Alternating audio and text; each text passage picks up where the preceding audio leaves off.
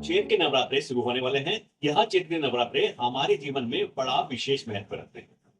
लेकिन मित्रों, अधिकांश लोग इस नवरात्रे में पूजा करते समय कुछ बड़ी गलतियां कर देते हैं, जिसके कारण से नवरात्रों में की गई पूजा का विशेष फल हमें प्राप्त नहीं हो पाता। आज के कार्यक्रम में वह बड़ी गलतियां क्या है, इनको जानने का प्रयास करेंगे।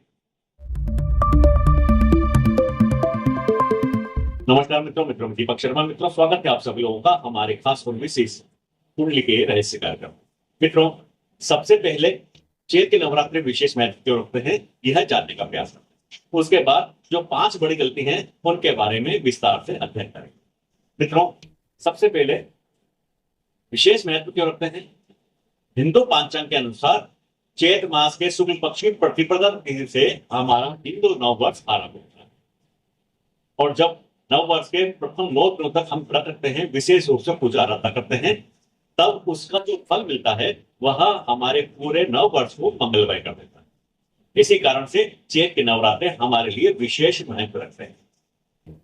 अब मित्रों, वह 5 बड़ी गलतियां जो हम जाने अनजाने में कर देते हैं, अधिकांश लोग 90% लोग यह गलतियां करते हैं, जिससे नवरात्रों में जो पूजा की जाती है उसका विशेष फल हमें प्राप्त नहीं हो पाता। पहली गलती है मन को शुद्ध रखना।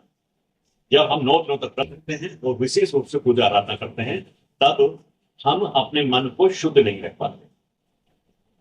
मन में कोई बुराई नहीं आनी चाहिए, मन में द्वेष नहीं होना चाहिए, और मन के अंदर क्रोध पैदा नहीं होना चाहिए।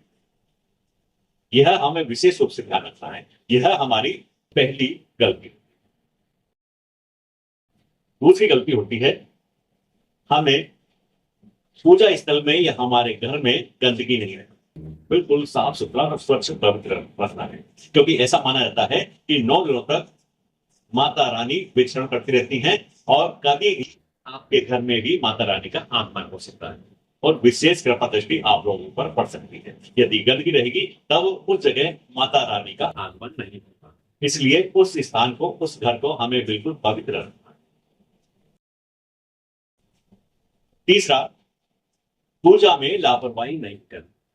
यह हमारी तीसरी गलती होती है कि हम पूजा करते समय लापरवाही करते हैं। कई लोग पूजा का समय निश्चित नहीं करते, कभी पूजा कर लेते हैं। ऐसा बिल्कुल नहीं होना चाहिए। 9 दिनों तक पूजा का समय निश्चित होना चाहिए।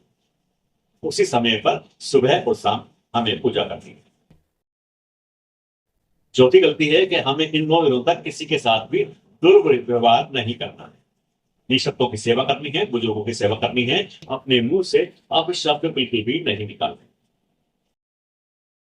और 5वीं सबसे बड़ी गलती है कि व्रत के नियमों का पालन।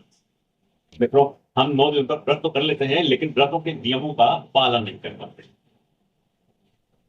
हमें व्रत का नियमों का पालन कठोर रूप से करना है। खाना सही समय पर खाना है। व्रत जो खोलते हैं आप, सही समय पर खोलना है, और आपको खाने में सात्विक भोजन की। मित्रों, यह 5 बड़ी गलतियां हैं जो हम जाने अनजाने में कर देते हैं। इन गलतियों को हमें सुधारना है। यदि इन गलतियों को सुधारते हैं, तब माता रानी की असीम कृपा आप लोगों पर हो सकती है, और घर में सुख समृद्धि आ सकती है, और आपको धन लाभ भी हो सकता है। पूरा वर्ष आपका मंगलमय हो सकता है। यह था मित्रों हमारा आज का विशेष कार्यक्रम। अगले कार्यक्रम में फिर एक विषय पर विस्तार से चर्चा करेंगे। तब तक के मित्रों आगे दीजिए नमस्कार, जय श्री राम।